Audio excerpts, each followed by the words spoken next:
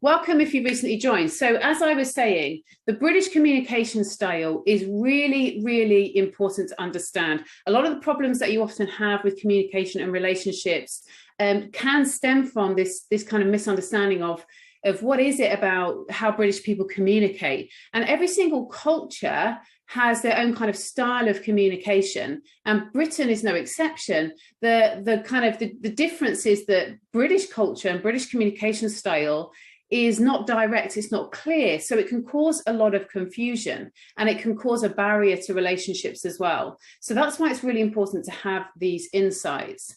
So what we're going to be looking at today in this session, we're going to be looking at why it's important to understand how British people communicate.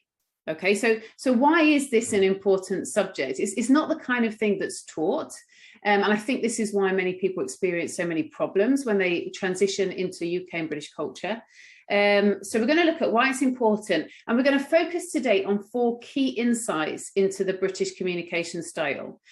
So the kind of 4 key insights, and one of those we're going to spend the most time on. We're going to break it up because I think it has many implications for practice. And we're going to look at those implications. So each time that we're looking at these insights, we're going to be thinking about, well, how does this impact my practice? What does it mean in terms of how I communicate? What does it mean in terms of how I listen to my patients today? So let's think about first, why is this important? Why is it important to sit down on a Saturday and think about the British communication style? Well, it's important because British people are not clear. So if you have transitioned into a country and a culture where people speak in a very direct way and people speak in a very clear way, then it's not so important to discuss this topic, because people say something and you don't have to read in between the lines. You don't have to look at the nonverbal communication. You don't have to think, well, what are they really saying? You don't have to do that in that kind of communication style. But unfortunately, British people aren't clear. So it's important to study it for that reason. It also is important because it helps you understand your patients better. Okay, so once we understand that our British patients might not clearly and directly always tell us how they're feeling, what their experience is, what their questions are, then we can start to take that in mind as we interact with our patients, and we can start to compensate for that and communicate in a way that encourages more clear communication. So it helps you understand your patients better. What does that do? It helps you to get better outcomes. It helps you to apply your knowledge and skills to their fullest potential. And what else? Well, it helps you build better relationships. Communication is the cornerstone of your relationships, whether it's with colleagues, whether it's with patients. So if we understand the British communication style, then we can start to adjust perhaps our communication, or we can start to understand our colleagues and patients better, and it strengthens our relationships. It helps to avoid misunderstandings. Okay, and this can be a huge problem. If you assume that British people will say exactly what they mean, then unfortunately, because we're not clear, because we're not direct, we can start to have a lot of misunderstandings, which affects relationships too. And when we understand the British communication style, it helps us to know how you can adjust your own communication style. You can start to think, well, what is the communication style of the country that I grew up in, the communication style of the culture that I grew up in? Am I somebody who comes from a culture where you're very direct and clear? And what is the implications of that? What are going to be some of the struggles for me coming into a culture where that isn't true? So it helps you to know how you can adjust your communication style. And that's really, really important, and the key to really being able to thrive in the culture of the UK and the culture of the NHS. Okay, so the first insight, and this is the one that we're going to spend the most amount of time on, okay? The first insight is that the British are polite and the British are indirect, okay? And this, we're going to break this down a little bit. Okay, but first of all, before we look into this in a bit more detail, it's really important to understand that this isn't true in emergency situations or handovers. So I've done posts around this before, and I've had some people say, well, what if I was in an emergency situation? Do I need to use this soft phrasing, this polite phrasing? No, this is absolutely not what I'm saying. Like, in an emergency situation, you need to be direct, you need to be clear. That's completely appropriate. If you're an A&E and you're resuscitating someone, or somebody's very, very sick, yes, you need to be very clear. That's totally appropriate. If you're in a handover and you're handing over patient information, you need to be direct and clear. It's not the time for lots of wordy sentences and storytelling. It's the time to be direct and clear. So there are specific situations where being direct is very, very appropriate. But in most other situations, British people are very polite and very indirect. So we're going to look at 4 ways that this can manifest in our communications, because it has lots of implications. And the first one is in our instructions, okay? And this is something that I've done quite a bit around, because what I've realized is a lot of international medical and health professionals struggle because they're very direct in the instructions that they give. So they'll say something like, take these bloods, or monitor OBS 4 hourly, or do this, do that. And they're very direct. So they just specifically say what they want very clearly, very directly. Now, that in British culture translates as rude. So if you say to somebody, do this, do that, and you don't use this kind of polite or soft phrasing, it translates as rude, unfortunately. Okay, so people use this soft phrasing, and you will probably, if you're already in the UK, you'll be able to think of examples when you've listened to colleagues around you. Okay, we never give direct instructions. So let me just give you some examples. So we might the notes. We say, could you just pass me the notes, please? Okay, so you will be familiar with this kind of phrasing. Could you just, would it be okay? Okay.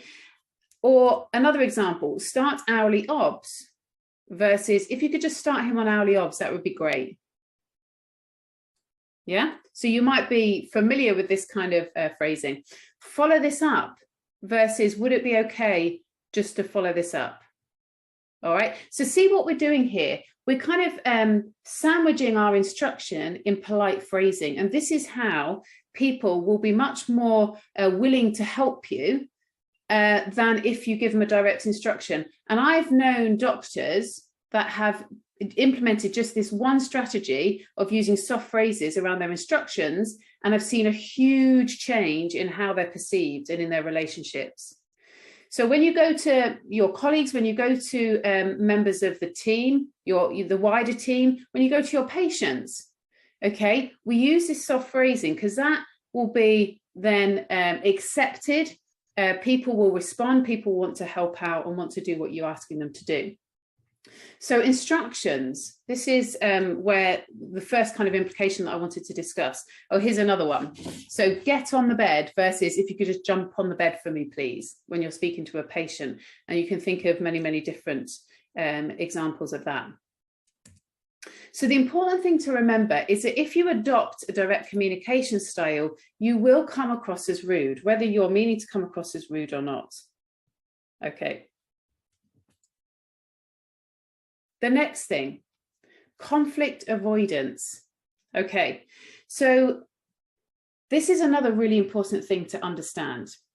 So generally in British culture, now when we're talking about British communication style, you always need to understand we're talking about generalizations. Okay, so there will always be exceptions. There will always be, you know, British people that are direct, that do kind of jump into conflict. I'm not saying that every single British person is like that. Obviously, we're all different. But so we are talking about generalizations here. But generally, the indirectness and the politeness of British people means that they go out of their way to avoid conflict. So this impacts how people communicate. So they try to keep these discussions polite at all times. Okay, so sometimes people will make more vague statements to soften what they really mean. So we're going to give some examples. It's a good start. So you might have a colleague that comes to you, you've done some work or you're working on something, and they say, yeah, it's a good start. Now, what they're probably meaning is it needs a lot of work, okay? It needs a lot of changes. It's, you know, it's nowhere near ready. But they want to be, they don't want to kind of come across as direct and rude and confrontational. So they say something like, yeah, it's a good start, but, or it's a good start, maybe now you could, okay? So you might recognize this kind of way of speaking. It needs a bit of work, okay? So bit being an understatement. Yeah, it just needs a bit of work.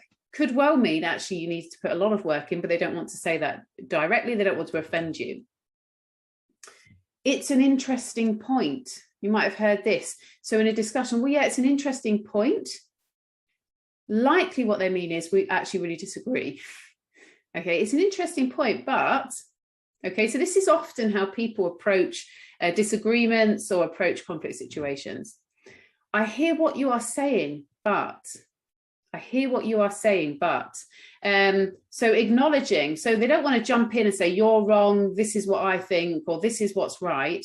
You know, I hear what you're saying. However, the way I look at it, okay, so acknowledging, yeah, okay, I understand, I hear what you're saying. This is my perspective. And this is the way often, if we want to productively approach a confrontation or a disagreement, that we're going to move this conversation forward. If we go in a very confrontational way, it's just not going to be helpful.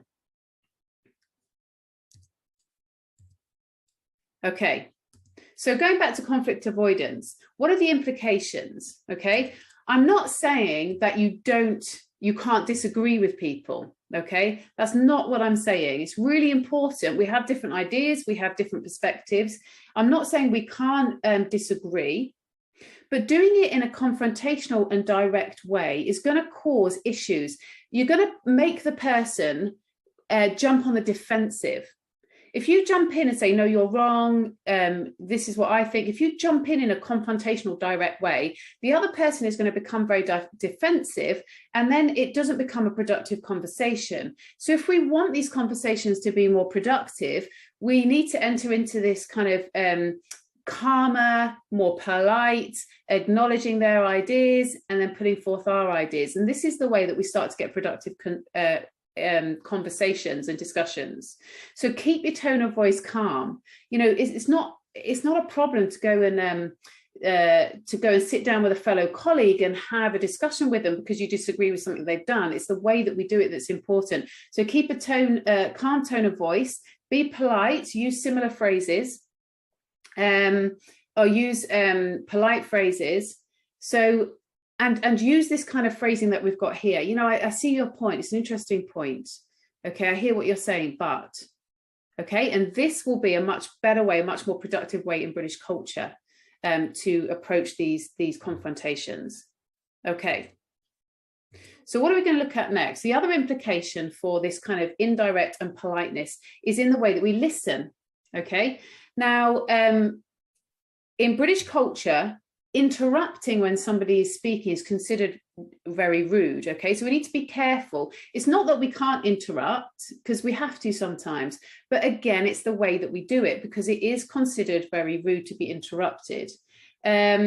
So we need to do it in a certain way. So we need to be very polite. So we need to say something like, I'm really sorry to have to interrupt. You know, I'd love to talk about this later. I'd love to continue this later, but right now I just need to dash off. Okay, so you're acknowledging that it's rude to interrupt. You're acknowledging that you don't want to interrupt, but you have to. You're really sorry. Perhaps we can continue this later on. Okay, or I'm afraid I'm going to have to stop you there a minute. I'm really sorry. I need to make sure that I ask these questions. So this can be really important for people who might be a general practitioner, or somebody who works in clinics, and you are very restricted in terms of the time that you have with patients. Okay, and you have a patient, perhaps it's an elderly patient, and they've come in and they're lonely and they're talking to you, and you think, oh gosh, you know, I've got 10 minutes, I need to do the whole consultation, and they just want to sit and have a chat with me. Okay, again, we have to interrupt in these situations, but we have to do it in a polite way. You know, I'm afraid I'm just going to have to stop you there. I'd love to talk further about your holiday or about your grandsons, but I'm just really conscious. I want to help you as much as possible in the time that we've got. I need to just ask you some questions. So you redirect. And the important thing in those situations is don't let them get too far into the story, whatever they're telling you. If you can tell that somebody's beginning to what we call waffle on, which is a kind of idiom that we use. Waffle on means to talk and talk and talk. If you can sense that's happening, try and interrupt them earlier rather than later, because if they're halfway through a big story, it's much ruder, it's much more difficult to interrupt. So just say, look, I'm really sorry, I'm gonna have to stop you there because I want to make sure that I can help you. I want to make sure that we can talk about, you know, your symptoms and make sure we've got a plan for you. Okay, so you're interrupting in a polite way and you're expressing, you're doing it to help them. Okay, and this is how we can deal with these situations, because it is considered rude to interrupt. Same with colleagues. This is an issue that I've spoken to some doctors about. You know, when my colleagues are chatting to me socially, I need to get off and do clinic. Same principles, you know, or perhaps we could, well, let's carry on this conversation over coffee. I'll be free a bit later, but I just need to quickly go and finish my clinic. Okay. So listening, really important to be done in a polite way, to acknowledge that it is rude to interrupt. The next thing I want to talk about in terms of implications is understatements. This is really, really important insight, okay? We use a lot of understatements in British communication. Words like this: a bit, a little, quite, somewhat, a tad. So a tad means just the same, it means a little bit, or I'm a tad busy, I'm a little bit busy. So these are the literal meanings of these expressions that all mean a small amount. But often we use them in their opposite meaning. Oh, I'm a bit tired today. I mean, I'm really tired. Oh, it's quite painful. I could well mean it's really painful. Yeah, it has been a little bit difficult recently. It's been really difficult. Okay, so I'm not saying that in every single context we're meaning the opposite, but we have to understand that often they are used in the context of an understatement, because, and this kind of stems from what you might have heard, the stiff upper lip. Have you ever heard that expression? The British have this stiff upper lip, and it comes from the Second World War, where there were these messages of keep calm and carry on, put your head down, don't complain about things, just get on with it, we'll be okay. Okay, don't show your emotion.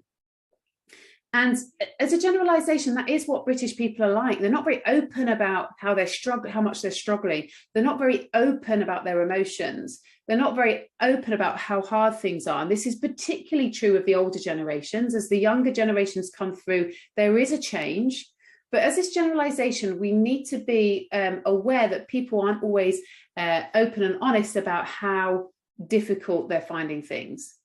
Okay, so we need to understand this, and I want to give you some really key famous examples of British understatements. Okay, so this is a quote from Brigadier Thomas Brodie. Okay, now in 1951, in the Korean War, he and his regiment of 650 soldiers, the Gloucestershire Regiment, they were called, they were confronted with 10,000 Chinese soldiers, okay, during the Korean War. So there's 650 of them, and they're confronted with 10,000 Chinese soldiers. And this is what Brigadier Thomas said: a bit sticky. Things are pretty sticky down there. Okay, now I don't know if you've heard this expression. When we say, oh, it's a bit sticky, we don't mean the glue type sticky. We mean it's a difficult situation. When things are sticky, like it's not an easy situation to get through. But a bit sticky, things are pretty sticky down there when you're facing 10,000 soldiers. A classic famous understatement. Here's another one: pilot Eric Moody.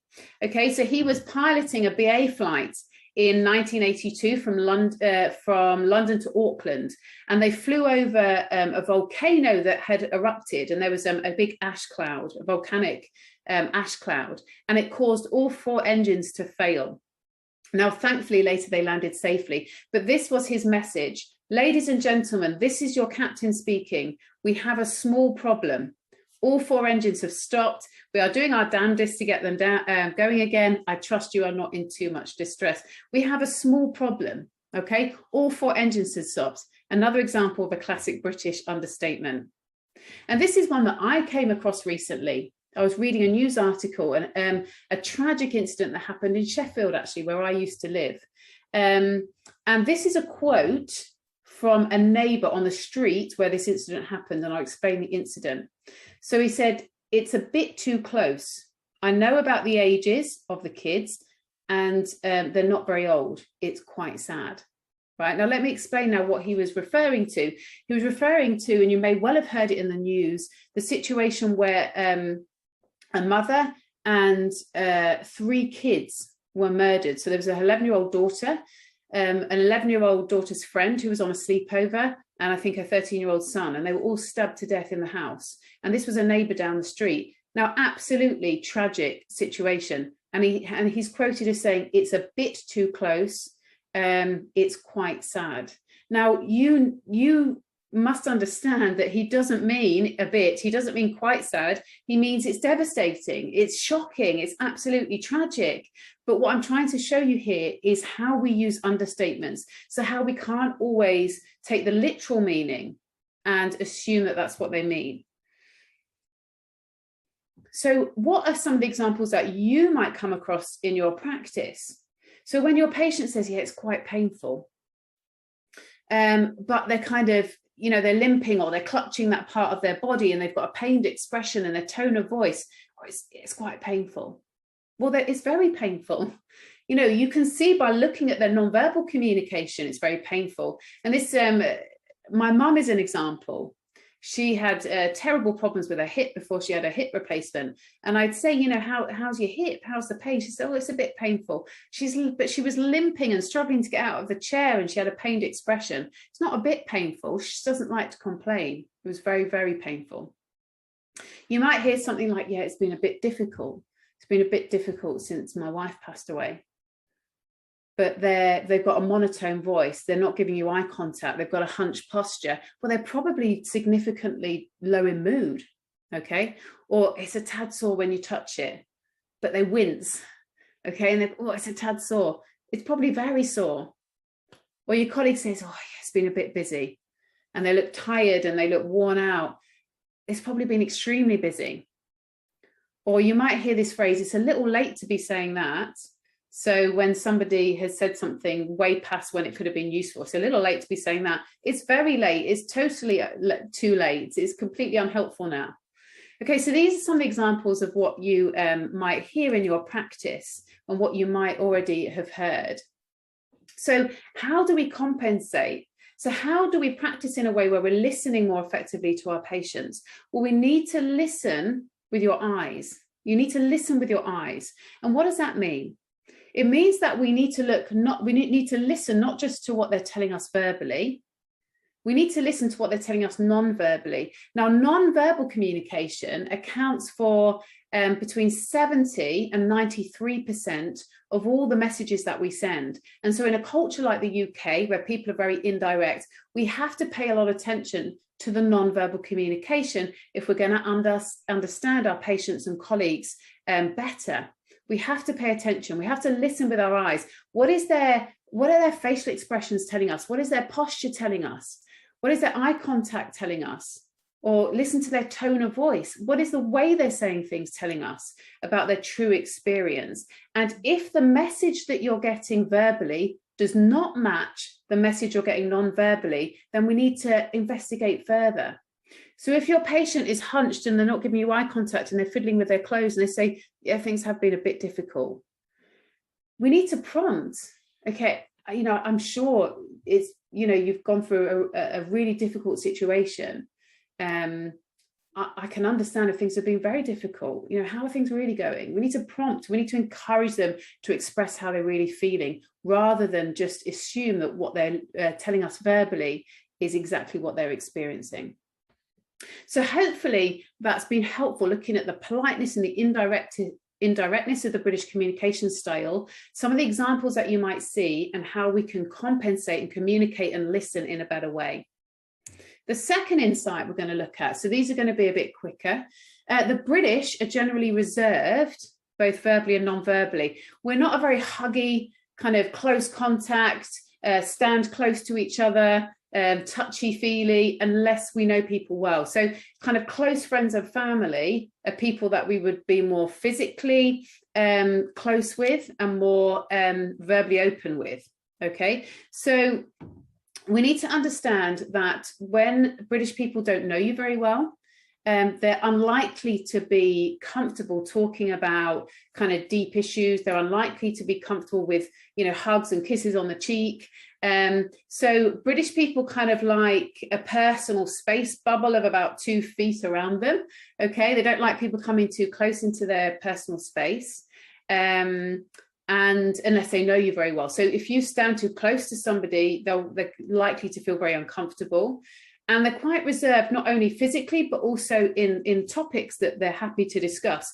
So there are certain safe topics, and another word for this is small talk, and I'll probably do a video about this. These kind of topics used a lot, the weather. Okay, now why do we talk about the weather all the time? Well, because it's terrible in the UK. It changes a lot. It affects how we feel. It affects our plans. It affects our experiences when we're traveling. Okay, so it has a big impact on our emotional kind of well-being. It has a big impact on what we're physically doing, what our plans are. So yes, we talk about the weather a lot, and it can lead to lots of other topics, but the weather is one. You're commuting to work, what you did at the weekend or on your holiday, food, you know, travel, music, sports. These are all the kind of safe topics that people are comfortable talking about when they don't know you very well.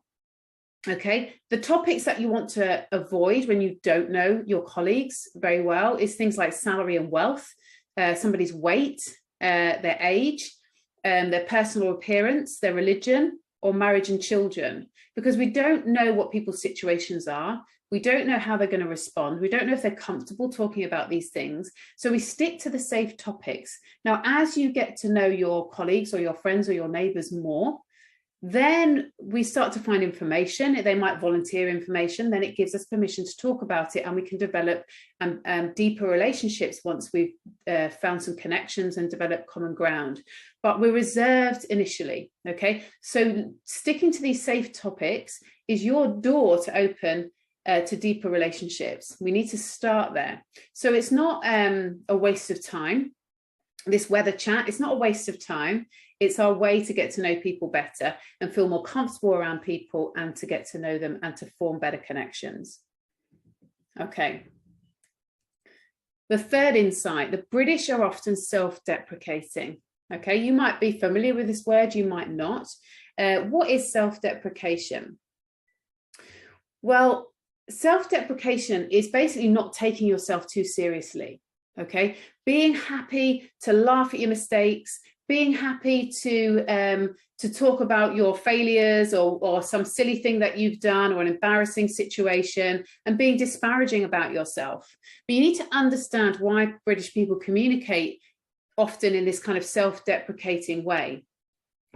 Okay, so why are people self-deprecating? Well, it's actually an effort to come across as humble, honest, and relaxed. So often the people that are more self-deprecating, unless it's very obvious through their non-verbal communication that they've got a real negative opinion of themselves. So if somebody sat there going, oh, I'm the worst, I'm such a failure, and they're genuinely really upset, then yes, that's different. But often people will say these self-deprecating comments as a way just to have a laugh, as a way just to appear humble and relaxed and not taking life too seriously. Now, in British culture, big egos are not valued. So when somebody's kind of being very open and talking a lot about their achievements and look at this certificate and I got, you know, this distinction and this, and they're putting photos up, that kind of thing is interpreted as, oh, this person's showing off. This person thinks they're better than others. Now, in other cultures, that's celebrated. So I think this can be a challenge. You come from a culture where that, you know, display of your achievements and your excellence is celebrated, to the UK. And if you apply that, people are going to think, he thinks he's better than everybody else. Okay, we don't value big egos. So often people are self-deprecating to come across as like humble, you know, not bragging. They're relaxed about themselves. So they might say things like, oh, don't ask me to join you on a run. A snail can run faster than me. Or don't ask me to organize that event. You should see my desk. I'm the most disorganized person ever. So these are the kind of self-deprecating comments that you might hear. But what is expected? Okay. And I think this is the important thing to understand. People aren't expecting you to be like, oh, don't be silly. You're really, I'm sure you do well. You know, that's not what they're wanting. They're inviting you to laugh with them and to agree and to join in, and also to take the same approach with yourself. And you will notice that that people will display or make these kind of self-deprecating comments, and it's not that they've got a generally negative opinion of themselves. They're just being open and honest about the things that they're not so good at. And British people not only self-deprecating about themselves, but they can also be quite deprecating about Britain and British culture as well. So self-deprecation. And then the final insight is humour. I wanted to talk briefly about this. Now, in my online course, I have a whole 30-minute video just on British humour, because it can be very confusing, the way it's implemented, the way it's delivered, and the different aspects of British humour can be very confusing. But what I just want to say today is that, you know, in a lot of cultures, in a lot of countries, there's a time and a place for humour. In the UK, it's all the time. There's no time and place for humour. It's kind of peppered throughout nearly all conversations. There's no time and place, and there's no subject that is off limits. So you'll see people making jokes about, you know, COVID, and, you know, how awful and how devastating COVID has been. And it's almost like a coping mechanism. So they will use, you know, disaster situations. They'll use, you know, the royal family, politicians, British culture, the country themselves. They use any subject for humour, and that's very, very common. And I think it's partly, again, it's a coping strategy. So nothing or nobody is really off limits, and often humour is very subtle, and it's delivered with a straight face, or we call it a deadpan face. So somebody can be saying something and they don't look like they're delivering kind of a joke, but we know from what they're saying, well, that's not true, or they probably mean the opposite, that they're being humorous. So we need to kind of think about, well, what are they actually saying? You know, are they being true, or are they being humorous? My neighbours here in Denmark, they are very sarcastic, but they say it in a complete straight face. And sometimes I'm thinking, I don't actually know, are they joking? They must be joking, but it's difficult to tell. Now, I'm not going to go into humour in a lot of detail, because it's kind of another whole subject on its own, and maybe I'll do a masterclass on British humour. But what I want to just suggest is to watch this programme, Very British Problems, on Channel 4. You can also access it on YouTube. They have a Facebook, they have an Instagram as well, and a Twitter. And it's just really funny, because it's like British people making fun of British culture and the things that we say and the things that we do. So you get a lot of cultural insight about our communication style and about how we cope in different situations. But the program is great because you get a lot of information about the history and about British culture, about where things have come from, why British people perhaps communicate or act in certain ways. And it has different kind of comedians from all across the UK being involved. So you've got different accents, different regional accents as well. So there's so many reasons why I recommend this program, and that will help you to understand a bit more about British humour and culture at the same time. So in summary, okay, so start thinking now about any questions you've got, and you can start writing them in the chat. We're going to have time for questions in a minute. But in summary, these are the things that you need to remember. British people don't communicate clearly, okay? So direct communication, if we have that as our communication style, if that's what we've grown up with, and we apply it in UK culture, you will probably come across as rude, and it will impact your relationships. Because British communication is indirect, we need to listen with your eyes. So when you're listening to your patients or your colleagues, don't just listen to what they're saying verbally, because they don't always mean the literal meaning of what they're saying. Listen to what their nonverbal communication is telling you and put the two together. Remember not to get too personal until you know people well. You'll probably make people feel very uncomfortable. Understand that self-deprecation is normal and common. Okay, and it's just an invitation to laugh with them, and an invitation to have the same approach as well. And there is no specific time and place for British humour. So those are kind of the things in summary that I wanted you to get and take away from this masterclass. So I hope that's been useful. Start thinking about questions. And hopefully with these insights, you can start to examine your own communication style, examine the conversations that you've had, examine where you've noticed that things haven't gone so well, or there seems to have been a barrier, or people haven't responded very well to your communication. And think, can I apply or think about any of these insights and strategies? And can I actually get to the root of the problem, why that conversation didn't go well, or why I'm struggling to build a relationship with that colleague? And maybe it can help you to know how to move forward and how to adjust and adapt. But if you